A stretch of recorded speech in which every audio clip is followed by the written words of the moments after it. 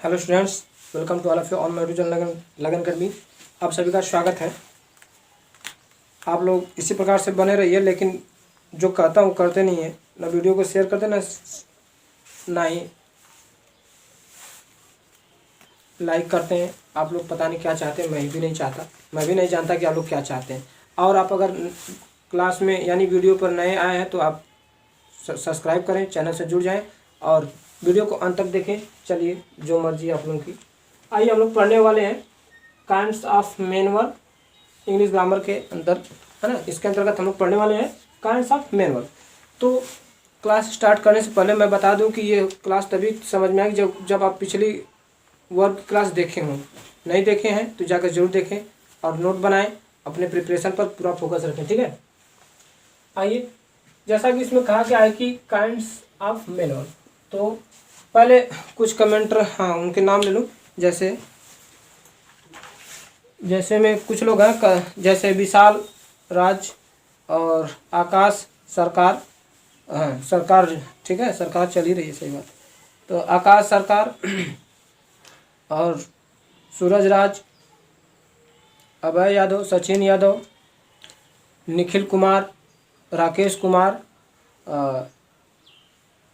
विशाल कुमार, राजकुमार, कृष्ण मुरारी चौबे और अन्य सभी स्टूडेंट्स का स्वागत है। आप लोग इस प्रकार से बने रहिए, है ना।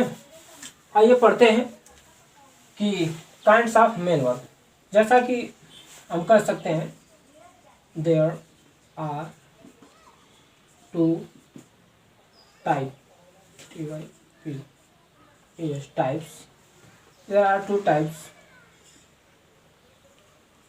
ऑफ मेन वर्ब, है ना। यानी कि मेन वर्ब दो प्रकार की हैं। कौन कौन? पहला ट्रांजिटिव वर्ब,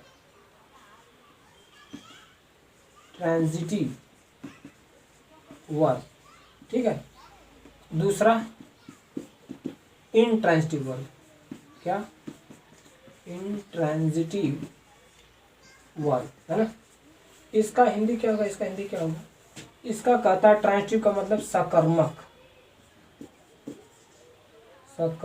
ये कहाँ लिखी? यहाँ रहेगा, सकर्मक ना क्रिया, ठीक है। और यहाँ पर अकर्मक, ठीक है, क्रिया।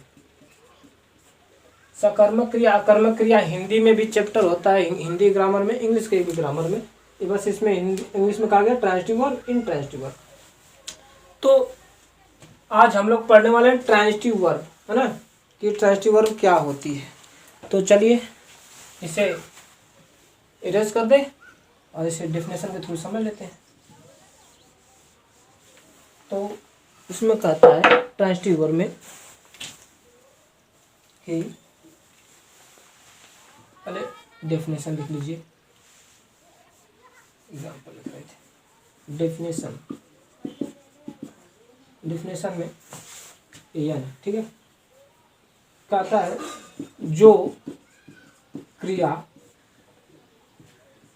कर्म, कोष्टक में ऑब्जेक्ट, है ना, जो क्रिया, कर्म यानी ऑब्जेक्ट के साथ प्रयुक्त हो या प्रयोग की जाए, है ना, उसे क्या कहते हैं? ट्रांजिटिव वर्ब, यानी सकारात्मक क्रिया। क्या कहेंगे? सकारात्मक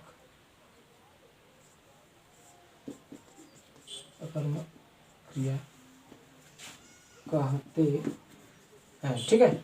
आइए इंग्लिश में समझ लेते हैं इसको, है ना। इंग्लिश में कहता है the verb used with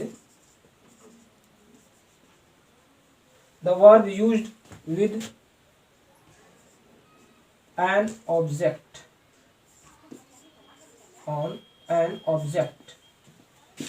is called a transitive verb. नहीं दिख रहा है क्या? देखिए ट्रांजिटिव वर्ब ना, ट्रांजिटिव वर्ब है ना। ये कहता है कि the verb used with an object, मतलब वर्ब मतलब क्रिया, यूज भी प्रयोग की जाती है, विद मैंने के साथ, एन ऑब्जेक्ट मतलब एक कर्म के साथ, जो क्रिया कर्म के साथ प्रयोग में लाई जाती है, is called a transitive verb, उसे सकर्मक क्रिया कहते हैं।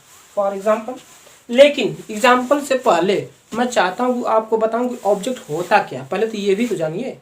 तो आइए, इसलिए मैंने यहाँ पर इसे अलग कर दिया, इधर आपके लिए सेपरेट जगह रखी है मैंने। तो यहाँ पर लिखिए हेडिंग ऑब्जेक्ट। ऑब्जेक्ट मतलब कर्म। देखिए एक बात बताएं, आप लोग पढ़ने में ध्यान नहीं देते हैं, बहुत अच्छी बात है, मत ध्यान दीजिए, लेकिन आप जरा उदाहरण तो ले सकते हैं किसी का। देखिए हमारे बाबा साहब, ये इन्होंने ऐसा कार्य कर दिया कि इसके लिए पूरी दुनिया जो है ना, अपनी कीमत कुछ भी देकर नहीं चुका सकती। दुनिया की बात करता हूँ, कोई एक व्यक्ति तो छोड़िए, पूरी दुनिया नहीं कीमत चुका सकती।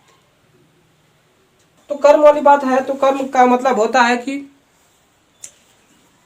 कर्ता के अतिरिक्त, कर्ता के अतिरिक्त, ठीक है, कर्ता के अतिरिक्त क्रिया जो है, कर्ता के अतिरिक्त क्रिया जिस शब्द, यहां तक दिख रहा है ना, कर्ता के अतिरिक्त क्रिया जिस शब्द या शब्द कौन आ रहा है, कौन करें, शब्द या शब्द, तो कर्ता के अतिरिक्त क्रिया जिस शब्द या शब्द समूह है ना, तो शब्द समूह पर प्रभाव, कर्ता के अतिरिक्त क्रिया जिस शब्द या जिस शब्द समूह पर प्रभाव डाले, वह क्रिया का ऑब्जेक्ट क्या होता है, ऑब्जेक्ट कहलाता है। ठीक है, ये चीज, इसे हम ऑब्जेक्ट कहेंगे, मतलब ऑब्जेक्ट का ये अर्थ होता है। अब देखिए कि ये जो ऑब्जेक्ट है, कहता है कर्ता के अतिरिक्त क्रिया जिस शब्द या शब्द समूह पर अपना प्रभाव दिखाए। तो अब यहाँ पर आपको समझ में आएगा कि जो क्रिया कर्म ऑब्जेक्ट के साथ प्रयुक्त होती हो उसे सकर्मक क्रिया कहते हैं। The verb used with an object is called a transitive verb. Example, जैसे पहले यहाँ आपको समझ में आया, यहाँ पर जैसे कह दे कि I eat food, the food, I eat the food, ऐसे लिखिए फूड। तो इसमें देखिए ये हो गया सब्जेक्ट, ये हो गया वर्ब। अभी पिछला वाले वीडियो में बताया गया था कि वर्ब मेन वर्ब क्या है, उसे जाकर देखेंगे तब समझ में। और ये क्या है, ऑब्जेक्ट है ना। तो उसी प्रकार से इसमें भी कहता है, यह देखिए इसका प्रभाव किस पर है, इस पर, और कर्ता ही उस कार्य को क्रिया को कर रहा है, इसलिए इस पर भी प्रभाव है। तो इसी को बोला कर्ता के अतिरिक्त। पहले अतिरिक्त शब्द का अर्थ जानते हैं। अतिरिक्त का मतलब कि उसके साथ साथ, यह नहीं कि उसके अलावा। कई बार बच्चे इसमें गड़बड़ा जाते हैं। अतिरिक्त का मतलब जैसे कहते हैं मैं चावल के अतिरिक्त रोटी खाया, इसका मतलब चावल भी और रोटी भी, ये इसका मतलब हुआ। आइए जैसे कहता है आई सा हिम, ठीक है, तो आई मीन्स मैंने, सा मीन्स देखा, हिम मीन्स उससे। यहाँ देखिए ऑब्जेक्ट है ना, यहाँ बोला क्या गया है, डेफिनेशन में the verb used with an object is called a transitive verb. इसके साथ देखिए ऑब्जेक्ट का प्रयोग है, यह वर्ब क्या हो जाएगी, ट्रांजिटिव वर्ब हो जाएगी। फिर कहेगा कि ही कॉल्ड यू, ये क्या है, ऑब्जेक्ट है ना, क्या ऑब्जेक्ट, ठीक। और ये क्या है, ट्रांजिटिव वर्ब हो गई। यानी कुल मिलाकर अगर हम कहें तो ऑब्जेक्ट प्रायः, इसमें लिखिएगा कि ऑब्जेक्ट के तुरंत, प्रायः ऐसे लिखिए, प्रायः ऑब्जेक्ट के, अरे कैसे, सॉरी, प्रायः क्रिया के तुरंत बाद किसका प्रयोग होता है, ऑब्जेक्ट का प्रयोग होता है। बाद ऑब्जेक्ट आता है, जो क्रिया जिस ऑब्जेक्ट पर अपना प्रतिफल दिखाए वो ट्रांजिटिव वर्ब कराएगी। तो ये कॉल्ड इसमें ट्रांजिटिव वर्ब हो गया और साथ ट्रांजिटिव वर्ब हो गया।